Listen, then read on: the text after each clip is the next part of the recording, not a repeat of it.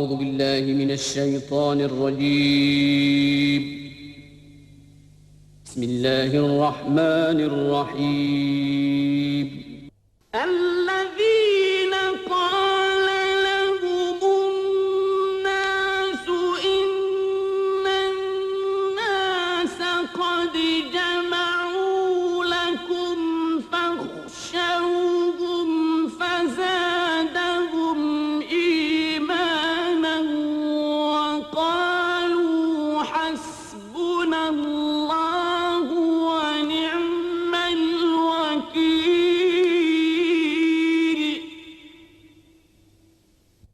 وہ شام جو روئے ابتلا،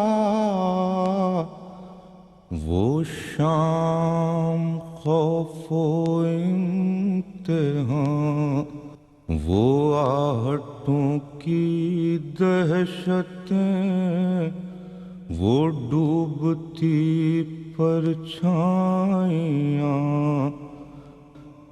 تیرو تبر کا برچھیوں کا کارواں پھیلا ہوا، وہ دور تک لاشوں پر دشت بے امان پھیلا ہوا۔ سفر شام جس کا آغاز مدینہ، نقطہ عروج کربلا اور انجام شام ہے۔ 10 محرم کو حق اور باطل کے درمیان ایک ایسی جنگ چھڑ گئی جس میں بظاہر فتح باطل کی ہوئی، مگر قیامت تک حق سرخرو ہو گیا۔ یزید صرف ایک مورچہ جیتا تھا، لیکن وہ جنگ ہار چکا تھا۔ کربلا کے آخری شہید امام حسین ہیں۔ آپ بے پناہ بہادر اور شجاع تھے۔ حسین مظلوم ضرور ہیں مگر مجبور نہیں۔ حسین کی بہن جناب زینب ایک مقام بلند سے اپنے بھائی کی جنگ دیکھ رہی تھیں۔ اس مقام کو تل زینبیہ کہا جاتا ہے۔ آپ حسین ابن علی کے فرزند امام زین العابدین کے خیمے میں تشریف لائیں۔ سجاد سے زینب کا یہ کہنا کہ مولا جاگیے، غفلت سے آنکھیں کھولیے، لٹتا ہے کنبہ جاگیے، اٹھتے ہیں شعلے دیکھیے، جلتا ہے خیمہ جاگیے، اے باقی ذریت یاسین و طٰہٰ جاگیے۔ جناب سجاد بیماری کے باعث جنگ میں شریک نہ ہو سکے تھے۔ پھوپھی سے سوال کرتے ہیں کہ بابا کہاں ہیں؟ آپ کہتی ہیں کہ سب شہید ہو گئے۔ آپ خیمے سے باہر آتے ہیں، آسمان کی طرف نگاہ اٹھتی ہے، فوراً سلام کرتے ہیں۔ جناب زینب پوچھتی ہیں بیٹا کس کو سلام کیا؟ کہا کہ میرے بابا کا سر نوک نیزہ پر ہے۔ جب کربلا کے دشت سے نیزوں پہ سر لائے گئے، فتح عظیم الشان کے اعلان فرمائے گئے، باغوں کا رخ موڑا گیا، خیمے اتروائے گئے، قرآن کے سارے ورق شولوں پہ پھیلائے گئے، جلتی ہوئی موجوں کے دامن میں سفینہ آ گیا، عاشور کے سورج کے چہرے پر پسینہ آ گیا، اور سورج غروب ہو گیا۔ تاریکی شب میں چاند بھی بادلوں میں چھپ گیا، وہ بھی اس منظر کی تاب نہ لا سکا، اور شام غریباں کا اندھیرا چھا گیا۔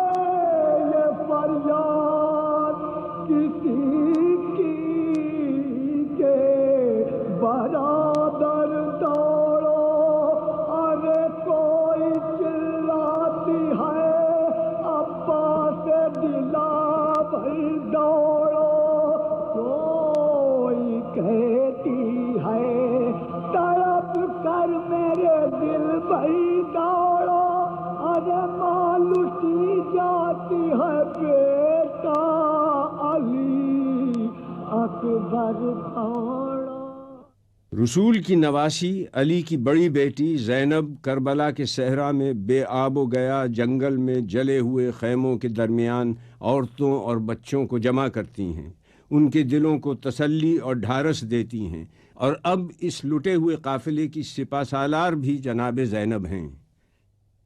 آپ نے جس عزم راسخ، جذبہ، ایثار، ذوق جہاد، صبر و استقامت کا مظاہرہ کیا، اس کی تاریخ اسلام میں کوئی دوسری مثال پیش نہیں کی جا سکتی۔ آپ نے حسین ابن علی کے عظیم مقصد میں بھرپور ساتھ دیا اور شریکت الحسین کہلائیں۔ 11 محرم کی وہ صبح تھی جب اہل بیت کو کوفہ جانے کا حکم ملا۔ کربلا سے کوفہ کا فاصلہ 56 میل کا ہے۔ یہ فاصلہ بہت سرعت سے طے کیا گیا، اور روایت کے مطابق قافلہ 11 محرم کی شام کو کوفہ پہنچ گیا تھا۔ مسجد حنانہ کوفہ کی قدیم مساجد میں سے ایک ہے، اور یہیں پر شہداء کے سرہائے اقدس رکھے گئے تھے، اور اہل بیت نے یہاں قیام کیا تھا، اور یہاں سے ابن زیاد کے دربار میں لے جایا گیا، جسے قصر دارالامارہ کہا جاتا ہے۔ قصر کو آراستہ کیا گیا، اور ہر خاص و عام کو شرکت کی اجازت تھی۔ حکومت کی جانب سے اعلان کیا گیا تھا کہ امیر پر ایک خارجی نے خروج کیا ہے، اس کے مقابلے میں حکومت کو کامیابی ہوئی ہے۔ آج اس کے اہل و عیال کو گرفتار کر کے کوفہ لایا گیا ہے۔ بازار کوفہ سے قصر تک لوگوں کا ازدحام تھا۔ فتح کے نقاروں پر چوٹ پڑ رہی تھی۔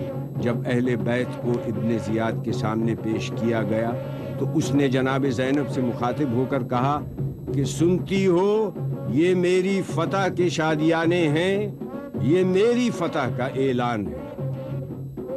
شادیانے خاموش ہوئے۔ اذان کی آواز گونجی۔ آپ نے کہا، ذرا غور سے سن ان الفاظ کو، یہ میرے بھائی کی فتح کا اعلان ہے۔ شادیانے بند ہو جائیں گے، لیکن یہ اذان تا قیامت گونجتی رہے گی اور میرے بھائی کی حقانیت اور اصول پسندی کی یاد دلاتی رہے گی۔ اس نے جناب زینب سے مخاطب ہو کر کہا کہ خدا نے تمہارے بھائی کو قتل کیا اور تمہیں رسوا کیا اور تمہارے دعوے اور جھوٹ کو آشکار کر دیا۔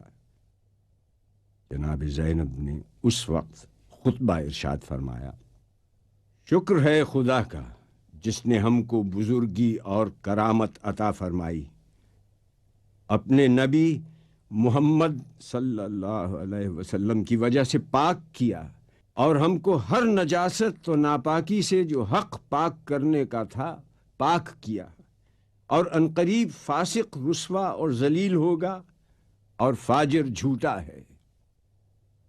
ابن زیاد نے کہا، تم نے دیکھا کہ خدا نے تمہارے بھائی حسین سے کیا سلوک کیا؟ جناب زینب نے فرمایا کہ میں نے سوائے نیکی اور خیر کے اور کوئی چیز خدا کی جانب سے نہیں دیکھی۔ ہم اہل بیت کے لیے اللہ نے شہادت مقدم فرمائی، وہ لڑے اور شہید ہو گئے۔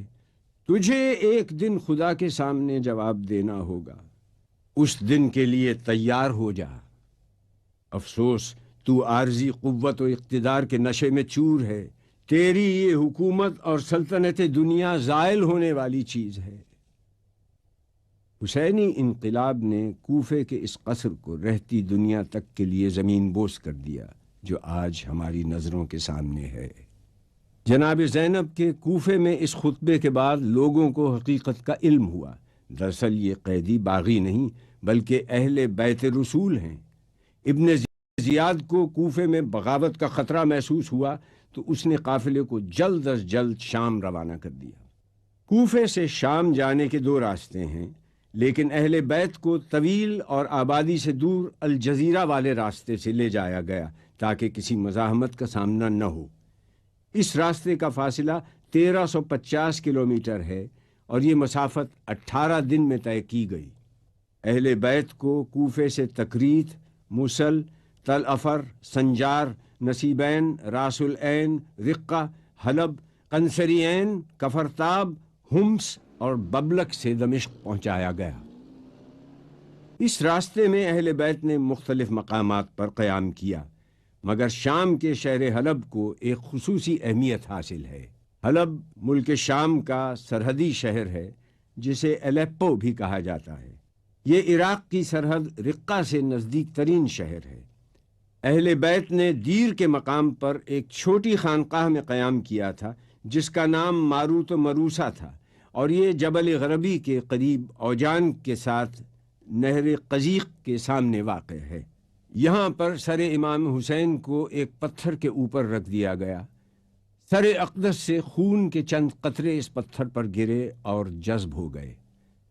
اس زیارت گاہ کے متعلق معلومات فراہم کرتے ہوئے یہاں کے نگران اعلیٰ آیت اللہ شیخ نصر اللہ نے کہا، بسم اللہ الرحمن الرحیم، الحمد للہ رب العالمین، وصلی اللہ علی سیدنا و نبینا محمد و آلہ الطیبین الطاہرین۔ رحب بالاخوة الاعزاء السيد هادي عسكري والإخوة الذين معه بتشرفهم في هذا المكان، مشهد الإمام الحسين عليه السلام أو مشهد النقطة كما يقال بهذا الاسم أيضا. هذا المكان له ارتباط في معركة كربلاء، حيث أن الإمام الحسين عليه السلام عندما استشهد في كربلاء أمر يزيد عليه اللعنة أن يأتوا برأس الحسين ورؤوس أهل بيته وأصحابه وعياله أن يأتوا بها إلى الشام. فبعد اس خانقاہ کے راہب نے اس رات سر امام حسین سے ایک نور کو بلند ہوتے ہوئے دیکھا تو نگہبانوں سے پوچھا، تم لوگ کون ہو؟ انہوں نے کہا، ہم ابن زیاد کے سپاہی ہیں۔ پوچھا، یہ سر کس کا ہے؟ دير إلى راهب، واسم الدير دير مارت مروثة، ومؤلف عبارة عن غرفتين صغيرتين. راہب نے یہ سوال کیا، کیا ہے اس کا نام؟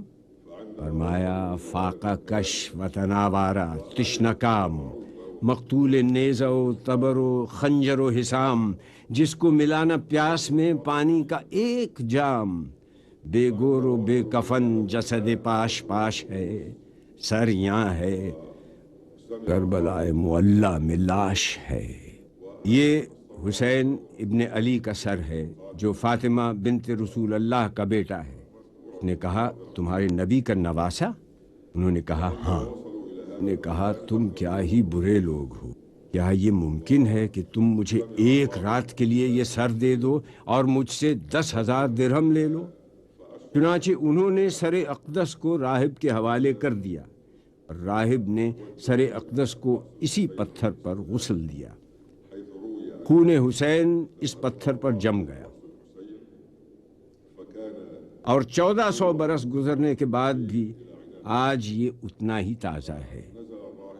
اس نے اللہ سے اور اس جگہ کی برکت سے یہ ایک اہم زیارت گاہ ہونے کے ساتھ ایک معجز نما مقام بھی ہے۔ اس واقعے کی مناسبت سے اس مقام پر ایک اہم زیارت تعمیر کی گئی، اسے مشہد النقطہ کا نام دیا گیا۔ 333 ہجری میں سیف الدولہ ہمدانی نے حلب فتح کیا تو ہمدانی سلطنت کا پایہ تخت حلب کو قرار دیا۔ اس نے خانقاہ میں روضہ تعمیر کیا اور اس مقدس پتھر کو محفوظ کر دیا اور اسے مشہد الحسین کا نام دیا۔ سیف الدولہ کے بعد اس کی تعمیر جدید الحاج ابو نصر بن طباخ نے کی۔ اس کا مرکزی ایوان الحاج ابو غانم بن شقویق نے بنایا۔ صفی الدین طارق بن علی البالس نے مرکزی دروازہ بنوایا اور 585 ہجری میں یہ عمارت مکمل ہو گئی۔ جب سلطان صلاح الدین نے حلب فتح کیا تو وہ یہاں آ کر زیارت کرتا تھا۔ تاتاریوں کی یلغار نے اس زیارت گاہ کو بھی نہ چھوڑا۔ وہ لوٹ مار کرتے ہوئے تمام تحائف و جواہر لے گئے اور عمارت کو شدید نقصان پہنچا۔ جب ملک سلطان الظاہر حلب کے حکمران ہوئے تو انہوں نے یہاں تعمیر نو کا بیڑا اٹھایا۔ 1970 میں اس زیارت گاہ کی تعمیر جدید کا کام از سر نو شروع کیا گیا، جس کی سرپرستی آیت اللہ سید محسن الحکیم نے کی، اور آیت اللہ شیخ نصر اللہ کو تعمیری امور کا نگران مقرر کیا۔ زائرین کی سہولت کے لیے وسیع و عریض صحن بنائے گئے اور جدید سہولتیں فراہم کی گئیں۔ زیارت گاہ سے ملحق مسجد ہے۔ حدیث عشق دو باب است، کربلا و دمشق، یک حسین رقم کر دو دیگر زینب۔ ملک شام جس کا نام سوریہ بھی ہے، دمشق اس کا دارالخلافہ ہے۔ یہ فلسطین اور ترکی کے وسط میں واقع ہے۔ پیغمبر حضرت آدم نے یہاں رہائش اختیار کی تھی۔ قابیل نے اپنے بھائی حابیل کو اسی سرزمین پر قتل کیا تھا۔ دمشق دنیا کا قدیم ترین شہر ہے۔ زمانہ قبل از تاریخ دمشق موجود تھا۔ 732 قبل مسیح اسیرین آباد تھے۔ اس کے بعد مختلف قومیں آباد رہیں۔ دمشق قدیم اور جدید تہذیب کا سنگم ہے۔ تاریخ دان دمشق کو جولاق، الفایا، الشام، دمشق ابن کنعان کہتے ہیں۔ قدیم دمشق کے چاروں طرف مضبوط دیوار تھی اور 8 قدیم دروازے تھے، جن میں سے 2 اسلامی حکومتوں کی یادگار ہیں۔ دمشق کو اسلامی دنیا میں ممتاز مقام حاصل ہے، جس کی بنیادی وجہ روضہ سیدہ زینب، قبرستان باب صغیر، مسجد اموی، روضہ جناب رقیہ بنت حسین ہے۔ قبرستان باب صغیر دمشق میں مقام شرجی میں واقع ہے۔ یہ ایک وسیع و عریض قبرستان ہے جہاں عام لوگوں کے علاوہ اسلامی دنیا کی عظیم برگزیدہ ہستیاں، امہات المومنین اور امام زادگان مدفون ہیں۔ ان قبور کی خاص پہچان یہ ہے کہ ان پر سبز گنبد ہے۔ یہ حضرت بلال حبشی کی قبر ہے۔ آپ کا تعلق حبش سے تھا۔ آپ صحابی رسول ہیں اور آپ کو اسلام کے پہلے مؤذن ہونے کا شرف حاصل ہے۔ مقصود تھا جو تذکرہ رب ذوالجلال، فرمان پر رسول کے حاضر ہوئے بلال، ایسی اذان دی کہ فضا ہو گئی نہال، حیرت سے سن رہے تھے فصاحان با کمال، اب کیا کریں ثنا کوئی ایسے مقال کی، تاریخ میں ہے گونج اذان بلال کی۔ رابر میں صحابی جلیل عبداللہ ابن جعفر طیار کی قبر ہے۔ اس گنبد کے نیچے اسما زوجہ جعفر طیار، سیدہ میمونہ بنت امام الحسن اور حمیدہ بنت مسلم ابن عقیل ہیں۔ ایک گوشے میں سکینہ بنت الحسین اور سیدہ ام کلثوم بنت امام علی ابن ابی طالب کا روضہ ہے۔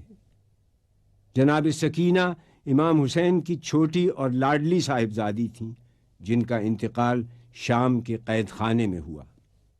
ننھی سی کہاں قبر بناؤں میں تمہاری، چادر بھی نہیں جس کا کفن دوں تمہیں واری، پردیس میں کی تو نے قضا اے میری پیاری، کیا آخری خدمت کرے ماں درد کی ماری، پوشیدہ تہ خاک جو تن ہوگا تمہارا، یہ خون بھرا کرتا ہی کفن ہوگا تمہارا۔ جناب ام کلثوم علی ابن ابی طالب کی چھوٹی بیٹی ہیں۔ آپ جناب زینب کے ساتھ مدینے سے کربلا، کوفہ اور شام میں برابر کی شریک سفر رہیں۔ یہ روضہ امام زادہ سید عبداللہ کا ہے۔ آپ امام زین العابدین کے فرزند ہیں۔ 2 ازواج رسول کے روضے بھی اسی قبرستان میں ہیں۔ ام حبیبہ کی قبر مبارک یہ ہے۔ آپ کا اصل نام رملہ ہے۔ آپ کا انتقال 44 ہجری میں ہوا۔ آپ پاکیزہ ذات، عمدہ صفات اور سخاوت کرنے والی بلند ہمت خاتون تھیں۔ یہ ام سلمہ کی قبر مبارک ہے۔ آپ کا اصل نام ہندیہ اور رملہ ہے، کنیت ام سلمہ ہے۔ آپ کا انتقال 61 ہجری کے آخر میں 84 سال کی عمر میں ہوا۔ یہ کنیز فاطمہ جناب فضہ کی قبر ہے۔ آپ کا تعلق حبشہ سے تھا۔ آپ کا اصل نام میمونہ تھا۔ فضہ کے معنی چاندی کے ہیں۔ آپ نے جناب فاطمہ زہرا کی خدمت کو اپنا فریضہ بنایا۔ آپ واقعہ کربلا میں شریک رہیں اور اپنے آخری ایام تک اہل بیت کے ساتھ رہیں۔ وہ مکتب آئین مساوات کی تہذیب، وہ فضہ نوازی میں مدارات کی تہذیب، اللہ رے میزان مساوات کا وہ گھر، جو کام ہو فضہ کا وہ زہرا کے برابر۔ اسی قبرستان کے نزدیک رؤوس شہداء کربلا ہے۔ روایت کے مطابق یہاں کربلا کے 16 شہداء کے سرہائے مبارک دفن ہیں، اور یہاں ایک زرعی تعمیر کی گئی ہے۔ مسجد اموی سے نزدیک رقیہ بنت حسین کا روضہ ہے۔ حکومت ایران نے گرد و نواح کے مکانات خرید کر اس مقام پر ایک شاندار روضہ تعمیر کیا جو رقیہ بنت الحسین کے نام سے مشہور ہے۔ شہر دمشق سے 15 کلومیٹر کے فاصلے پر جناب زینب کا روضہ ہے۔ یہ مقام پہلے راویہ کے نام سے مشہور تھا، اب اسے زینبیہ کہا جاتا ہے۔ آپ کی ولادت 5 جمادی الاول 5 ہجری میں ہوئی۔ آپ کا نام زینب رسول اکرم صلی اللہ علیہ وسلم نے رکھا۔ زینب عبرانی لفظ ہے۔ یہ لفظ زین سے اور اب سے مرکب ہے، جس کے معنی ہیں باپ کی زینت۔ آپ کی مشہور القاب عقیلہ، عارفہ، موثوقہ یعنی معتبر خاتون، عالمہ، فاضلہ، کاملہ، عقیلہ بنی ہاشم، عابدہ آل محمد ہیں۔ تاریخ نے آپ کو ام المصائب کا لقب بھی دیا۔ آپ عبداللہ جعفر طیار کی زوجہ ہیں، اور آپ کے دونوں فرزند اون و محمد کربلا میں شہید ہوئے۔ واقعہ کربلا کے کچھ عرصے کے بعد آپ کی وفات ہو گئی۔ جناب زینب نے عصمت و پاکیزہ عادات اپنے نانا رسول اکرم صلی اللہ علیہ وسلم سے سیکھیں، صبر و وقار اپنی نانی جناب خدیجہ سے لیں، فصاحت و کلام کا درس اپنے والد علی ابن ابی طالب سے لیا، عفت اپنی والدہ گرامی جناب فاطمہ زہرا سے سیکھیں، علم اور بردباری اپنے بھائی حسن سے، اور شجاعت و شہامت اپنے بھائی حسین سے حاصل کی۔ آپ سرچشمہ نبی کی پارہ جگر ہیں، صاحب خلق عظیم، بے پایاں شرف کی مالک ہیں، پرہیزگاروں کے لیے سرمایہ افتخار ہیں۔ اللہ کی رحمتیں اور برکتیں آپ پر سایہ فگن ہیں۔ آپ زمزم و صفا کی آبرو بڑھانے والی بیوی ہیں۔ آپ مظہر وصف امامت ہیں۔ آپ کے روضے کی تعمیر ترک سلاطین کے دور میں ہوئی، اور تعمیر جدید 1988 عیسوی میں کی گئی۔ 54 میٹر بلند مینار تعمیر کیا گیا، جس پر ایرانی طرز کے کاشی ٹائلز استعمال کیے گئے ہیں، اور اللہ کے 99 نام لکھے گئے ہیں۔ روضے کا گنبد سونے کا ہے۔ مسجد اموی ایک نہایت وسیع و عریض شاندار مسجد ہے۔ یہ اپنے تاریخی حوالے سے منفرد اہمیت کی حامل ہے۔ یہاں 3 مختلف تہذیبوں کے آثار موجود ہیں۔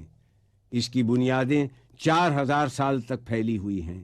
یہ مسجد دراصل مختلف ادیان و مذاہب اور ان کی تعمیرات کی ایک تاریخ ہے۔ 4000 سال پہلے آتش پرستوں کی عبادت گاہ تھی، جہاں ان کے خدا آزر کی پوجا ہوا کرتی تھی۔ یونانیوں نے اسے اپنی عبادت گاہ بنایا۔ بعد میں اس سرزمین پر رومن مسیحیوں نے غلبہ حاصل کیا۔ انہوں نے اپنے معبود جوپیٹر کی عبادت گاہ کے طور پر کچھ حصہ کلیسا میں تبدیل کر دیا، اور قدیس یوحنا ماری یوحنا کا نام پڑ گیا۔ 17 ہجری میں مسلمانوں کے ہاتھوں دمشق فتح ہوا تو یہ آتش کدہ، بت کدہ کلیسا بعد میں مسجد میں تبدیل ہو گیا۔ ولید بن عبد الملک نے اسے جامع مسجد اموی کا نام دیا۔ اس سے قبل 61 ہجری میں یہ یزید کا دربار تھا۔ اس کا مجموعی رقبہ 15000 مربع میٹر ہے۔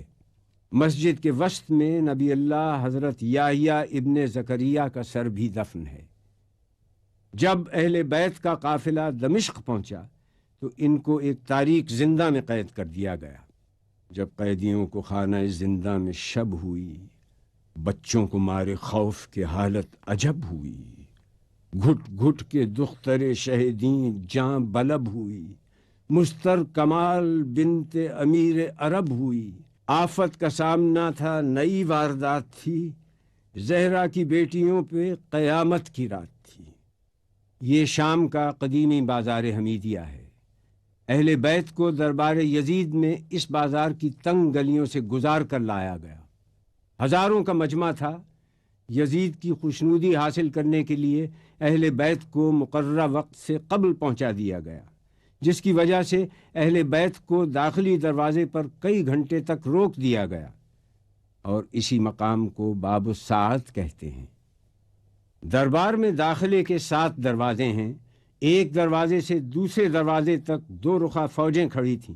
یزید کے سپاہی جلالت اور شہنشاہیت کی نشانی بنے مسلح کھڑے تھے۔ جب اہل بیت 7ویں دروازے پر پہنچے اور جناب زینب نے دربار کو دیکھا تو آپ بیٹھ گئیں۔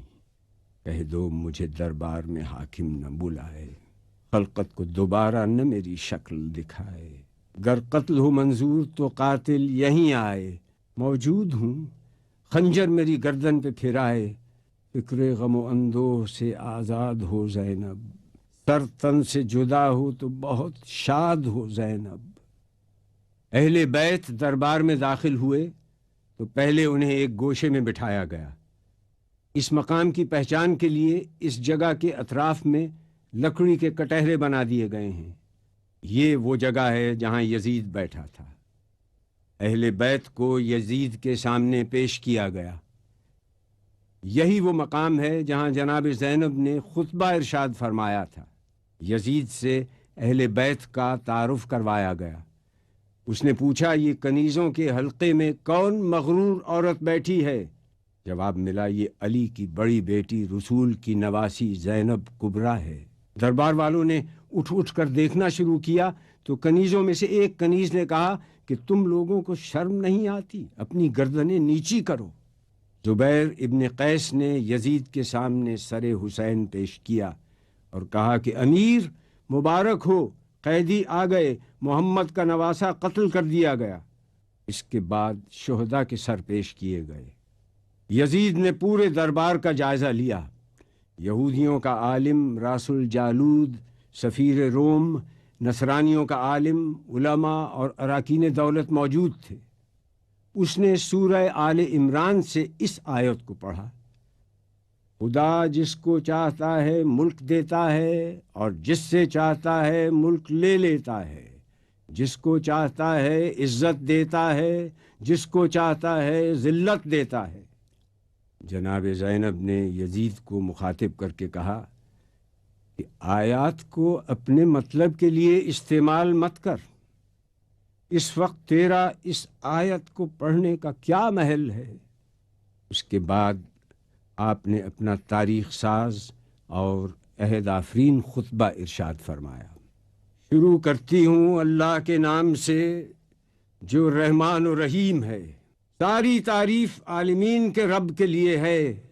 میں ستم دیدہ سہی مگر تعریف تیرے لیے، میرا گھر تباہ سہی مگر حمد تیرے لیے، میرا خاندان کشتہ راہ وفا سہی مگر بندگی تیرے لیے، اور درود و سلام میرے نانا پر۔ آپ نے جیسے ہی خطبے کا آغاز کیا، دربار والوں نے پہچان لیا کہ جس بات کو چھپایا جا رہا تھا اب وہ بات آشکار ہو گئی۔ ہر طرف سرگوشیاں شروع ہو گئیں۔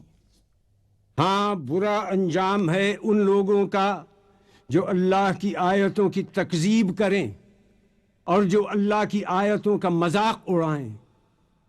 کیوں یزید، تو نے اللہ کے قول کو بھلا دیا؟ اللہ کا قول یہ ہے کہ کافر یہ گمان نہ کریں کہ ہم نے جو ان کو مہلت دی ہے وہ اس لیے دی ہے کہ ان کا زمانہ ہمیں پسند آیا ہے یا نہیں۔ یہ مہلت اس لیے ہے کہ وہ گناہ پر گناہ کیے جائیں تاکہ عذاب زیادہ ہو۔ کیا یزید تو گمان کرتا ہے کہ یہ ملک ہے نہیں، یہ مہلت ہے؟ کیا تو یہ سمجھتا ہے کہ تیری یہ حکومت ہے، تیرا اقتدار ہے اور ہمارے لیے کوئی راہ نہیں، اور تو نے ہم کو در بدر پھرا کر اپنے جبروت کا اعلان کیا؟ یہ غلط ہے۔ ہاں یزید، ایسا ہوا کہ ہم شہر بشہر پھرائے گئے، ہم کو لوگوں نے دیکھا کہ ہمارے سروں پر چادریں نہیں تھیں۔ یہ سچ ہے، مگر تم سے اور کیا توقع ہوتی جس کا گوشت پوست اگا ہے شہیدوں کے لہو کو پی کر؟ اور تو کیوں جلدی نہ کرتا ہماری شہادت پر؟ کیونکہ تیری نگاہ بغض، نگاہ عداوت ہمارے گھرانے پر لگی ہوئی تھی۔ کس کا لشکر کمزور ہے یہ تو جان لے گا۔ میں دیکھ رہی ہوں کہ تو میرے خطبے کو روکنا چاہتا ہے، تو کسی اور کام میں مصروف ہے۔ ہاں، اب جتنی تجھ میں ہمت ہے ستم اور کر لے۔ یزید، تو ہم کو ڈراتا ہے؟ اس کی قسم جس نے ہمارے گھرانے میں نبوت دی، اس کی قسم جس نے ہم کو کتاب سے سرفراز کیا، تو ہمارے مقصد کو پا نہ سکا، اب تو ہمارے ذکر کو قیامت تک نہ مٹا سکے گا۔ تو یہ نہ بتلا سکے گا کہ آل محمد کس غرض کے لیے قربانی دے رہے تھے۔ اب تیری رائے میں فتور آ چکا ہے، تیرے دن گنتی کے رہ گئے، اب تیرا مجمع منتشر ہونے والا ہے۔ تاریخ سے ثابت ہے کہ آپ کی یہ پیشین گوئی چند دن بعد ہی پوری ہو گئی، جب شام کے قید خانے میں حسین کی ایک بچی کا انتقال ہو گیا اور اراکین دولت شام یزید کے سامنے صفارا ہو گئے اور شام میں بغاوت کا آغاز ہو گیا۔ میں دعا کرتی ہوں اللہ سے کہ جس نے ہم کو سعادت و شہادت عطا کی، اسی طرح سے ہم کو وراثت ارضی نصیب ہو، اسی طرح سے ہم کو خلافت ارضی بھی ملے، اور اسی طرح سے ہم اس کی بندگی میں کامیاب رہے۔ جناب زینب کا خطبہ اس آیت پر ختم ہوا جس کی ابتدا میں تلاوت کی گئی، جس کا ترجمہ ہے کہ اللہ ہی ہمارے لیے کافی ہے، وہی ہمارا سہارا ہے۔ سلام ہو خدا کی راہ میں جہاد کرنے والی پر، دین کے سب سے بڑے پیشوا کی سیادت مآب بیٹی پر، خدیجہ کبریٰ کی ابدی یادگار پر، علی مرتضیٰ کی دختر پر، فاطمہ زہرا کی زندگی کے جوہر پر، غریب الوطن پر، اسیر مہن پر۔ آپ کی خدمت میں سلام، ہزاروں درود و سلام۔ ترجمان سیرت آل با زینب ہوں، شارح احکام دین مصطفیٰ زینب ہوں، ناشر پیغام شاہ کربلا زینب ہوں، رہنمائے اہل تسلیم و رضا شبیر تھے، خون کے دریا میں بے شک نا خدا شبیر